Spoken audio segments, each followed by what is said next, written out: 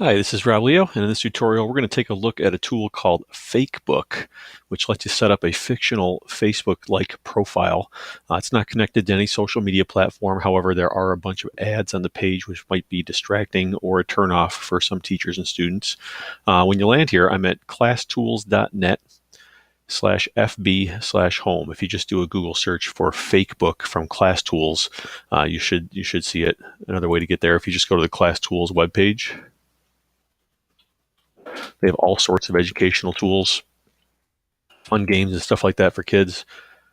But once you land here, classtools.net, you can see there's a link directly to Fakebook, which is what we're going to take a look at. And that is what this is.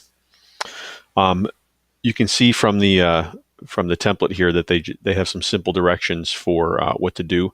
I've already got one kind of 5 steps in so far, but you just start by adding like a fake profile, historical character, let's say. Maybe you want to do a literary character, but once you start to do so, you can start to do more with it. So it says you have to have like 5 posts before you can actually do anything. And you can see I started off with Patrick Henry saying he's going to be making a speech later today. Of course, I did a little research, found out that he made the Give Me Liberty or Give Me Death speech on March 23rd, 1775.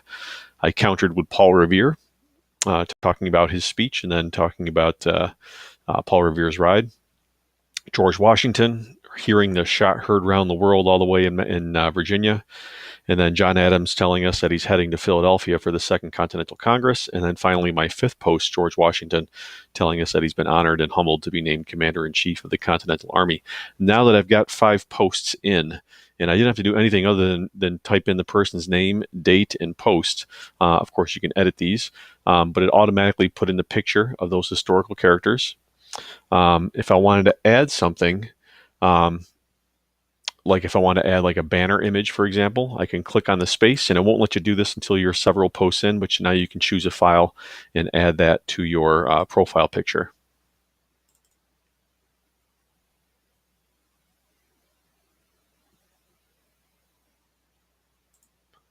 And that should become the background. I added George Washington's real birthday. I added his family, Martha, his wife, and her children, John and Patsy. From there, it's just a matter of clicking on the name, date, and then writing something for a new post. So bear with me just one moment. I'm going to pause the video momentarily, and when I come back, I'll have another post ready for you.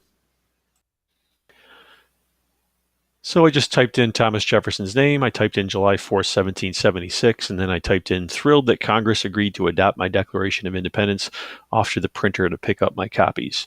If you wanted to, you can add a picture. You'd have to download a file first, so bear with me again. I'm just going to do a Google image search for the Declaration of Independence.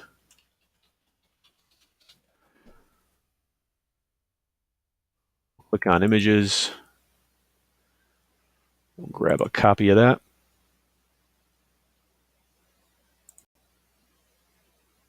That one looks nicer. Just going to save this to my desktop. And now back in Class Tools, under Choose File, I'm going to grab that image. Click OK. That becomes part of my post. When I'm all set, I can click Post. And that now appears on my timeline for Thomas Jefferson. They've got a picture of Monticello as his profile picture. So it's pretty easy to use. And if you're ready to share it, when you click Save, it's going to prompt you to put in like a password to remember, and then it's going to send you an email as a backup. So if you want to type in your email address, you can give them your email, and then they'll put a link to it. But this, now that I've saved it, and it wouldn't let me save it until I had at least 5 posts, but now that it's been saved, I can share it. There's a bunch of different social media sites. Alternatively, what you could do is just grab the URL. This is probably the easiest thing to do, is just copy that unique URL that you've created after you've saved it, and then you can share that with someone else.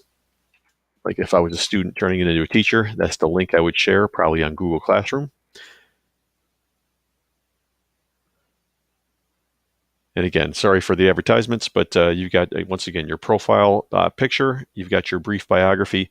If you wanted to, it's even kind of fun down at the bottom. You can click on your friends. So if you wanted to add a friend,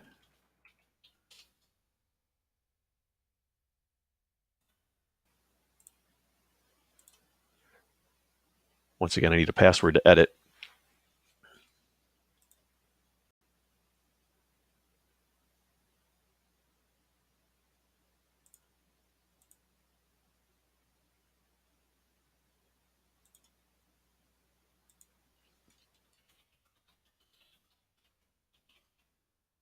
You can add your friends just typing their names in.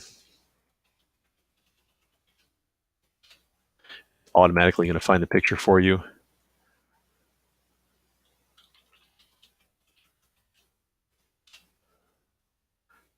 Cool, pretty clever thing that you can use for your students, especially in the history classrooms, where if you want to have students analyze point of view and perspective and things of that nature. You can also have several counterpoints here if you don't want to have everybody in agreement. Maybe you can start off with a little argument back and forth, just like real life Facebook. But when you want to like something, you can like it and submit that. You can comment on someone else's stuff.